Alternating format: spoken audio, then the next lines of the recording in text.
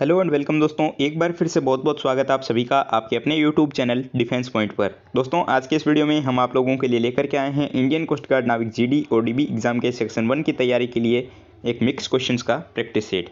तो इससे पहले कि हम वीडियो शुरू करें, अगर आप लोगों ने अभी तक हमारे चैनल को सब्सक्राइब नहीं किया है तो उसको सब्सक्राइब जरूर से कर लें और बेल आइकन को प्रेस कर लें ताकि आप लोगों को हमारे द्वारा दिए जाने वाले सभी लेटेस्ट अपडेट्स मिलते रहें। दोस्तों इससे पहले भी जो है हमने आप लोगों को नाविक जीडी और डीबी एग्जाम के लिए काफ़ी प्रैक्टिस सेट प्रोवाइड करवा दिए हैं। अगर आप लोगों ने अभी तक उन वीडियोस को नहीं देखा है तो प्लेलिस्ट की लिंक जो है आप लोगों को नीचे डिस्क्रिप्शन बॉक्स में दी गई है, आप वहां से देख सकते हैं। तो चलिए शुरू करते हैं आज का ये वीडियो बिना किसी देरी के। देखिए फर्स्ट क्वेश्चन आप लोगों को दिया गया है कि जिस प्रकार बुक का संबंध पेजेस के साथ में है ठीक उसी प्रकार लेटर का संबंध किससे होगा। अगर हिंदी में इस क्वेश्चन की बात करूँ तो जिस प्रकार पुस्तक का संबंध पन्नों के साथ में है ठीक उसी प्रकार सीढ़ी का संबंध किससे होगा। देखिए पन्ने जो है वो पुस्तक में होते हैं, ठीक उसी प्रकार पायदान जो है वो सीढ़ियों में होते हैं, यानी कि स्टेप्स। ठीक है, तो देखिए स्टेप्स जो है वो लेटर में होते हैं, तो इसका राइट आंसर हो जाएगा option number A steps. I hope आप सभी को समझ आ गया होगा। चलिए देखते हैं अगला क्वेश्चन। तो अगला क्वेश्चन आप लोगों को दिया गया है कि WTQ का संबंध जिस प्रकार DGJ के साथ है ठीक उसी प्रकार NKH का संबंध किसके साथ होगा। तो अगर हम यहाँ पर बात करें इस क्वेश्चन में तो देखिए WTQ का संबंध जो है वो किसके साथ बताया गया है, वो बताया गया है DGJ के साथ। ठीक है, तो ये देखिए ये जो वर्ड्स हैं वो अल्फ़ाबेट में एक दूसरे में जो है ऑपोजिट होते हैं। ठीक है, D के ऑपोजिट में जो है अल्फ़ाबेट में W आता है, ठीक उसी प्रकार G के ऑपोजिट में आता है T और J के ऑपोजिट में आता है Q। ठीक है, ये जो है अल्फ़ाबेट में एक दूसरे के ऑपोजिट में आते हैं। ठीक है, ये एक ट्रिक होती है याद रखने की, मैं आप लोगों को फिर कभी बता दूंगा। देखिए ठीक उसी प्रकार NKH की अगर बात करें तो N के ऑपोजिट में आता है M। ठीक है, और K के ऑपोजिट में आता है P और H के ऑपोजिट में आता है S। ठीक है, तो देखिए MPS, तो ऑप्शन नंबर ए जो है इसके लिए राइट आंसर हो जाएगा। चलिए देखते हैं अगला प्रश्न। तो अगला क्वेश्चन दिया गया है कि जिस प्रकार 11 का संबंध 1331 के साथ में है ठीक उसी प्रकार 12 का संबंध किससे होगा। ठीक है, तो देखिए यहाँ पर जो 11 का संबंध है वो 1331 के साथ में कैसे है। देखिए अगर 11 का जो क्यूब किया जाए तो यहाँ पे हमें मिलेगा 1331। ठीक है, ठीक उसी प्रकार अगले पद में जो है मैं अगर 12 का क्यूब करूँ तो मुझे मिलता है यहाँ पर 1728। ठीक है, तो 1728 देखिए ऑप्शन नंबर 1 में आपको दिया गया है, तो इस क्वेश्चन का राइट आंसर हो जाएगा ऑप्शन नंबर ए 1728। यहाँ पे हुआ क्या है, पहले 11 का क्यूब किया जिससे कि अगली संख्या मिली, ठीक उसी प्रकार 12 का क्यूब किया जिससे कि हमें संख्या मिल गई 1728। अगला प्रश्न देखिए कि इलेक्ट्रिकल आयरन में प्रदान किए गए हीटिंग तत्वों के निर्माण के लिए निम्नलिखित में से कौन सी धातु का उपयोग किया जाता है। तो आपको ऑप्शन दिए गए हैं निकल, क्रोमियम, नाइक्रोम या फिर टंगस्टन। तो देखिए इलेक्ट्रिकल हीटर वगैरह जो होते हैं उनमें नाइक्रोम के तार का यूज़ किया जाता है, तो इस क्वेश्चन का राइट आंसर हो जाएगा ऑप्शन नंबर सी, नाइक्रोम का उपयोग किया जाता है। अगला प्रश्न देखिए कि 3, 17, 73, 297 और उसके बाद में आप लोगों को दिया गया है क्वेश्चन मार्क, तो इस सीरीज़ को कंप्लीट कीजिए। देखिए श्रेणी के जो क्वेश्चन होते हैं वो आप लोगों के नाविक एग्जाम में 100% पूछे जाते हैं, 1 से 2 क्वेश्चन जो आप लोगों को देखने को मिल जाएंगे, तो काफ़ी ज़्यादा इंपॉर्टेंट होते हैं। तो देखिए इसको हम कैसे सॉल्व करेंगे। तो यहाँ क्वेश्चन में देखिए कि 3 के बाद में अगला पद आ रहा है 17, तो देखिए 3 के बाद में अगला पद कैसे आएगा। अगर मैं यहाँ पर प्रत्येक संख्या को 4 से गुणा करूँ और उसमें 5 जोड़ दूँ तो हमें जो है अगला पद मिलता रहेगा। देखिए कैसे, अगर मैं यहाँ को 3 को जो है वो 4 से गुणा करूँ और उसमें 5 जोड़ दूँ, ठीक है, 3 चौके 12 और 5 17, अगली संख्या मिल गई। ठीक उसी प्रकार अगली संख्या को जो है मैं 4 से गुणा करूँगा और उसमें 5 ऐड करूँगा तो मुझे मिल गया 73। ठीक है, चलिए अगला पद देखिए 73 को जो है मैं 4 से इंटू करूँ और उसमें 5 ऐड कर दूँ तो मुझे मिलेगा 297। और हमें पूछा गया है कि 297 के बाद में जो अगला पद होगा वो क्या होगा। तो देखिए 297 को जो है मैं 4 से इंटू करूँगा और उसमें 5 ऐड कर दूँगा, ठीक है, तो मुझे मिलेगा 1193 यानी कि 1193। तो देखिए ऑप्शन नंबर बी जो है इसके लिए राइट आंसर हो जाएगा। क्या किया गया क्वेश्चन में फिर से समझ लीजिए, यहाँ पर प्रत्येक संख्या जो दी गई है उसको 4 से इंटू करके 5 ऐड किया गया है जिससे कि अगली संख्या मिल गई। ठीक है, चलिए देखते हैं अगला क्वेश्चन। तो अगला क्वेश्चन देखिए कि सीरीज़ दी गई है MPORQTSV। तो पूछा गया है कि उसके अगला पद जो होगा वो क्या आएगा। तो बहुत ही इजी क्वेश्चन है। अगर आप देखेंगे यहाँ पर तो देखिए M से O में जो है वो +2 अल्फ़ाबेट इंक्रीज़ हो रहे हैं। ठीक उसी प्रकार P से R में जो है वो +2 अल्फ़ाबेट इंक्रीज़ हो रहे हैं। तो आगे भी सीरीज़ कंटिन्यू हो रही है। तो देखिए S के बाद में जो आएगा वो आ जाएगा U। ठीक है, 2 इंक्रीज़ करके लिखेंगे तो U, और V के बाद में अगर लिखेंगे तो आ जाएगा X। ठीक है, तो UX। तो ऑप्शन नंबर ए जो है इसके लिए राइट आंसर हो जाएगा। हुआ क्या है, यहाँ सीरीज़ में जो है वो +2 अल्फ़ाबेट इंक्रीज़ हो रहे हैं। ठीक है ना। चलिए देखते हैं अगला क्वेश्चन।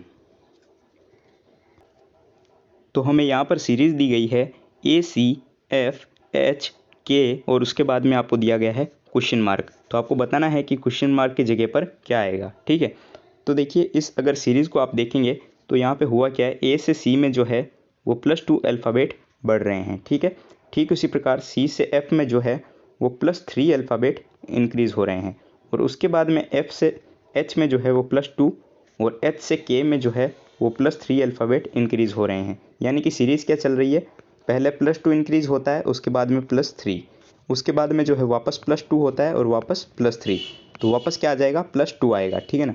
तो हमें जो है यहाँ पे +2 बढ़ाना है। तो K के बाद में अगर हम +2 बढ़ा के लिखेंगे तो हमें मिल जाएगा M। ठीक है, तो M जो है इसके लिए राइट आंसर हो जाएगा। तो ऑप्शन ए जो है इसका राइट आंसर होगा। ठीक है, हुआ क्या, +2 +3 की सीरीज़ यहाँ पे चल रही थी। चलिए देखते हैं अगला क्वेश्चन। तो अगला क्वेश्चन दिया गया है कि if 2463 is equal to 36 and 5552 is equal to 30 then 6732 is equal to what. ठीक है, देखिए यहाँ पर जो 2 4 6 3 का संबंध जो है वो 36 से बताया गया है। ये किस प्रकार हुआ। ठीक है, देखिए यहाँ पर अगर मैं इसको 2 + 4 + 6 लिखूँ और इसको 3 से इंटू कर दूँ। ठीक है, मैंने पहले की जो 3 संख्या है 2 4 और 6 उनको जोड़ लिया है, और उसके बाद में 3 को जो है इंटू कर दिया। तो देखिए 2 और 4 हो गया 6, और 6 और 6 12 हो गए, और 12 को मैंने 3 से इंटू किया तो मुझे मिला 36। ठीक है, तो 36 मिल गया। ठीक उसी प्रकार अगले पद में हम करेंगे तो 5 + 5 + 5, और लास्ट की संख्या को जो है मैं से इंटू कर दूंगा। तो देखिए 5 + 5 + 5 कितना हो गया, 15, और इंटू 2 30। ठीक है, तो मिल गया 30। ठीक इसी प्रकार इसके साथ हम करेंगे तो 6 + 7 + 3, ठीक है, इंटू 2 करेंगे तो हमें मिल जाएगा 32। तो देखिए 32 जो है आपको ऑप्शन नंबर 1 में दिया गया है। तो इस क्वेश्चन का राइट आंसर हो जाएगा ऑप्शन नंबर ए 32। चलिए देखते हैं अगला क्वेश्चन। तो अगला क्वेश्चन आप लोगों को दिया गया है कि निम्नलिखित में से किस युग्म का मिलान सही नहीं है। ठीक है, यानी कि कौन से पैर का जो मिलान है वो सही नहीं है। तो आपको ऑप्शन दिए गए हैं मैसोन की खण युकावा। ठीक है, जो कि मैसोन की खोज जो है वो युकावा ने की थी, बिल्कुल राइट है। अगला है आप लोगों को प्रोजिट्रॉन की खोज CD एंडरसन और UF हेस, ये भी बिल्कुल सही है। अगला आप लोगों को दिया गया है सूर्य और तारों में ऊर्जा का उत्पादन सिद्धांत HA बेथे। ठीक है, और उसके अगला दिया गया है कि ट्रांस यूरेनिक तत्वों का संश्लेषण एनरिको फर्मी ट्रांस यूरेनिक तत्व। तो ये देखिए ऑप्शन नंबर डी जो है इसके लिए राइट आंसर हो जाएगा, क्योंकि ये जो है वो सही मिलान नहीं है। ठीक है, तो राइट आंसर जो होगा वो होगा ऑप्शन नंबर डी। चलिए देखते हैं अगला क्वेश्चन। तो अगला प्रश्न दिया गया है कि among the following radiation which has the highest energy, यानी कि निम्नलिखित विकिरणों में किसमें सबसे अधिक ऊर्जा होती है। तो आपको ऑप्शन दिए गए हैं दृश्यता, एक्सरे, पराबैंगनी या फिर इंफ्रारेड। तो देखिए सबसे अधिक ऊर्जा जो होती है इनमें से एक्सरे किरणों में होती है। तो इसका राइट आंसर हो जाएगा option number B X-ray rays. अगला क्वेश्चन दिया गया है कि सूर्य से ऊर्जा का स्रोत क्या होता है। तो देखिए सूर्य जो है वो अखंड ऊर्जा का स्रोत है। उसका क्या कारण है, उसका कारण होता है न्यूक्लियर फ्यूजन, यानी कि परमाणु संलयन। ठीक है, तो ऑप्शन नंबर 2 जो है इसके लिए राइट आंसर हो जाएगा। अगला प्रश्न दिया गया है कि डायनेमो क्या है। ठीक है, काफ़ी बार मैंने ये क्वेश्चन करवा रखा है क्योंकि ये बहुत ज़्यादा इंपॉर्टेंट क्वेश्चन है। हर बार एग्जाम्स में पूछते रहते हैं ये क्वेश्चन, इसलिए जो है इसको बार बार मैं इसको ऐड कर रहा हूँ। ठीक है, तो देखिए डायनेमो क्या होता है। डायनेमो यांत्रिक ऊर्जा को जो है विद्युत ऊर्जा में रूपांतरित करता है, यानी कि converts mechanical energy to electrical energy. तो राइट आंसर हो जाएगा ऑप्शन नंबर सी। चलिए देखते हैं अगला प्रश्न। तो अगला प्रश्न दिया गया है कि रेडियोधर्मी पदार्थ क्या उत्सर्जित करते हैं। ठीक है, तो आपको ऑप्शन दिए गए हैं अल्फा किरणें, बीटा किरणें, गामा किरणें या फिर उपयुक्त सभी। तो देखिए, रेडियोधर्मी पदार्थ जो होते हैं वो उपयुक्त सभी चीज़ें जो है उत्सर्जित करते हैं। क्या क्या? अल्फा, बीटा और गामा किरणें तीनों को जो है उत्सर्जित करते हैं। तो इस क्वेश्चन का राइट आंसर हो जाएगा ऑप्शन नंबर डी, उपयुक्त सभी।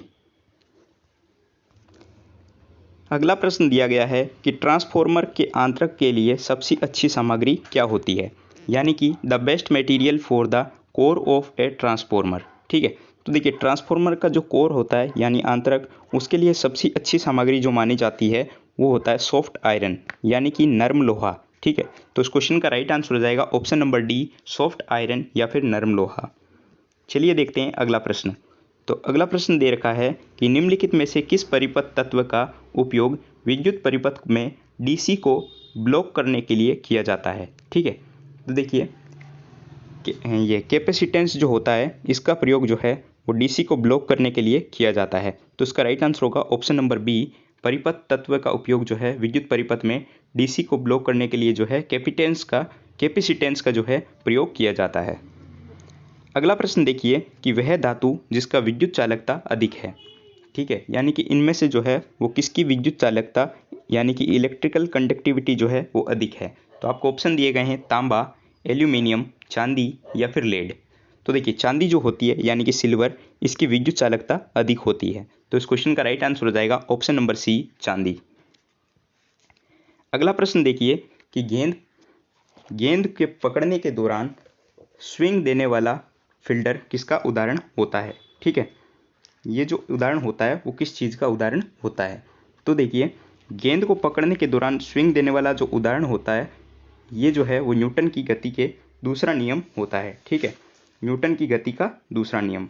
तो इस प्रश्न का राइट आंसर क्या हो जाएगा, option number C, Newton's second law of motion. और आप लोगों को पता होना चाहिए कि न्यूटन की गति का दूसरा नियम क्या था। तो देखिए, किसी वस्तु पर लगने वाला जो बल होता है उस वस्तु के द्रव्यमान व वस्तु के बल के कारण उत्पन्न त्वरण के जो है वो गुणनफल के बराबर होता है। ये न्यूटन के गति के दूसरे नियम के अनुसार होता है। ठीक है ना, इसको लिख सकते हैं F बराबर ma। ठीक है, तो इसका राइट आंसर हो जाएगा ऑप्शन नंबर सी। चलिए देखते हैं अगला प्रश्न। तो अगला प्रश्न आप लोगों को दिया गया है कि ए किसी काम को 9 दिन में, बी 10 दिन में और सी 15 दिन में करता है। ठीक है, यदि बी और सी ने मिलकर के काम शुरू किया तथा 2 दिन के बाद उन्होंने काम को छोड़ दिया, तो बताओ ए अकेला उस काम को कितने दिन में करेगा। तो देखिए, इस टाइप के क्वेश्चन जो होते हैं वो आप लोगों को मैथमेटिक्स में टाइम एंड वर्क यानी कि समय और काम से बनते हैं। और अक्सर जो है आपके एग्जाम में समय और काम से 100% क्वेश्चन पूछा जाता है। 1 से 2 क्वेश्चन जो आपको एग्जाम में देखने को मिलेंगे। ठीक है, अर्थमेटिक के सेक्शन में। तो देखिए, इस टाइप के क्वेश्चन को जो है वो हम बिना फॉर्मूला वगैरह कैसे सोल्व करते हैं, सिर्फ लॉजिक के साथ। तो चलिए शुरू करते हैं। देखिए, इस क्वेश्चन को हम कैसे सोल्व करेंगे। यहाँ जो है हम क्या करेंगे, क्वेश्चन की लैंग्वेज के साथ में चलेंगे। तो देखिए, क्या बोला गया है कि ए किसी काम को 9 दिन में करता है, बी उसी काम को जो है कितने दिन में, 10 दिन में करता है, और सी जो है उस काम को कितने दिन में करता है, 15 दिन में। ठीक है, तो हम टाइम एंड वर्क के क्वेश्चंस में क्या करते हैं, सबसे पहले उनका एलसीएम ले लेते हैं। ठीक है, तो देखिए यहाँ पर हो गया 90। ठीक है, तो देखिए ए जो है वो कितना काम कर लेगा, 10, बी कितना करेगा, 9, और सी कितना करेगा, 6। ठीक है, इतना समझ आ गया, कोई डाउट नहीं है। चलो ठीक है, देखिए आगे फिर क्वेश्चन में बोला गया है यदि बी और सी मिलकर के काम शुरू करते हैं, यानी कि बी और सी जो है मिलकर के काम शुरू करते हैं। ठीक है, और कितने दिन काम करते हैं, 2 दिन तक। ठीक है, तो देखिए बी और सी की इफिशियंसी कितनी है, 9 और 6 है। ठीक है, 9 + 6, तो इनको मैं लिख सकता हूँ 15। ठीक है, दोनों मिलकर के कितना काम करते हैं, 15 काम करते हैं। और कितने दिन करते हैं, 2 दिन। तो मैंने यहाँ 2 लिख लिया और इसको इंटू कर दिया, 30 काम मेरा हो चुका है। टोटल काम कितना है, 90 में से 30 काम जो है मेरा हो चुका है। ठीक है, तो काम कितना बच गया है, काम बच गया है 60। अब 60 काम कौन करेगा, ए करेगा, और कितने दिन में करेगा ये आपको बताना है। तो देखिए ए की इफिशियंसी कितनी है, 10 है। ठीक है, तो मैं यहाँ लिख लूँगा 10। ठीक है, तो अब देखिए इसको कट कर दीजिए, तो 6 डेज जो है आपका आंसर आ जाएगा। ठीक है ना, तो इसका राइट आंसर हो जाएगा ऑप्शन नंबर बी, 6 दिन या फिर 6 डेज। आई होप आप सभी को समझ आ गया होगा। एक बार फिर से समझ लीजिए, क्वेश्चन के हिसाब से हमने शुरू किया ए किसी काम को 9 दिन में, बी 10 दिन में और सी जो है वो 15 दिन में करता है। ठीक है, इनका एलसीएम ले लिया, 90 आ गया। फिर हमने देखा कि इसके हिसाब से जो है ए 10 काम करता है, बी जो है 9 काम करता है और सी जो है 6 काम करता है। ठीक है, फिर क्वेश्चन में बोला गया कि बी और सी ने जो है मिलकर के काम शुरू किया, तो बी और सी का मिलकर के काम हो गया टोटल 15 और इन्होंने 2 दिन तक काम किया, तो मैंने 2 को इंटू कर दिया तो मेरा आ गया 30। अब 90 में से 30 चला गया तो 60 हो गया और 60 में से 10 काम करता है अगर एक दिन में, तो 6 दिन में कर देगा पूरा काम ए। ठीक है, तो इसका राइट आंसर हो जाएगा ऑप्शन नंबर ए बी, 6 दिन में। ठीक है, चलिए देखते हैं अगला क्वेश्चन। तो अगला प्रश्न आप लोगों को दिया गया है कि 2 वर्षों का चक्रवृद्धि ब्याज तथा साधारण ब्याज का अंतर 10 रुपये है। ठीक है, यानी कि 2 वर्ष के चक्रवृद्धि ब्याज और साधारण ब्याज का जो अंतर है वो कितना दे रखा है, 10 दे रखा है। ठीक है, जबकि चक्रवृद्धि ब्याज की दर जो है वो 12.5% हो तो मूलधन ज्ञात करना है, यानी कि आपको जो है वो प्रिंसिपल अमाउंट फाइंड करना है। तो देखिए इस टाइप के क्वेश्चन जो होते हैं वो कंपाउंड इंटरेस्ट से आपके एग्जाम में बनते हैं और काफ़ी बार जो आपके एग्जाम में पूछे जाते हैं। तो देखिए इस टाइप के क्वेश्चन को जो है हम कैसे बिना फॉर्मूला के सॉल्व करेंगे, सिर्फ लॉजिक के साथ। अक्सर आप लोग जो है एग्जाम में फॉर्मूला भूल जाते हैं, याद नहीं रह पाते हैं। तो देखिए इस टाइप के क्वेश्चन को करने की एक ट्रिक होती है, वो मैं आपको बता रहा हूँ। ठीक है, ये फॉर्मेट जो आपके एग्जाम में काफ़ी बार पूछा जाता है, इसलिए मैंने इस क्वेश्चन को यहाँ पे लिया है। ठीक है, तो देखिए इसको हम कैसे सॉल्व करेंगे। देखिए क्वेश्चन के लैंग्वेज के हिसाब से चलेंगे। तो क्वेश्चन में बोला है कि 2 वर्षों का चक्रवृद्धि ब्याज और साधारण ब्याज का अंतर 10 रुपये है और चक्रवृद्धि ब्याज की दर जो दे रखी है आपको दे रखी है 12.5%। ठीक है, तो देखिए मैंने परसेंटेज के क्वेश्चन में भी आप लोगों को बताया था कि आपको जब परसेंटेज वैल्यू दे रखी हो तो उसको सबसे पहले फ्रैक्शन वैल्यू में कन्वर्ट कर लेना चाहिए। ठीक है, तो देखिए 12.5% को जो है मैं फ्रैक्शन में कन्वर्ट करूँगा तो मेरा आ जाएगा 1/8। ठीक है, अब अगर आप लोगों को क्वेश्चन में बोला जाए चक्रवृद्धि ब्याज और साधारण ब्याज का अंतर ज्ञात करना हो, ठीक है, तो देखिए इस ट्रिक का हम यूज़ क्या करेंगे। ठीक है, तो अगर आप लोगों को 2 वर्षों का बोला जाए तो आप लोगों को यहाँ पे जो है स्क्वायर लगा देना है। ठीक है, 2 वर्षों का अगर बोला जाए तो स्क्वायर, अगर 3 वर्षों का बोला जाए तो आप लोगों को यहाँ पे क्यूब कर लेना है। ठीक है, ज़्यादा से ज़्यादा 2 और 3 वर्षों का ही आपके एग्जाम में पूछा जाता है। ठीक है, तो यहाँ देखिए 2 वर्षों का बोला है तो मैंने यहाँ पे स्क्वायर कर लिया। अब देखिए स्क्वायर कर दीजिए, 1 का स्क्वायर हो गया 1 और 8 का स्क्वायर हो गया 64। ठीक है, तो मैंने मान लिया यहाँ पे कि 64 जो है मेरा मूलधन है और 1 रुपया जो है मेरा अंतर है। ठीक है, 1 रुपया जो है मेरा अंतर है।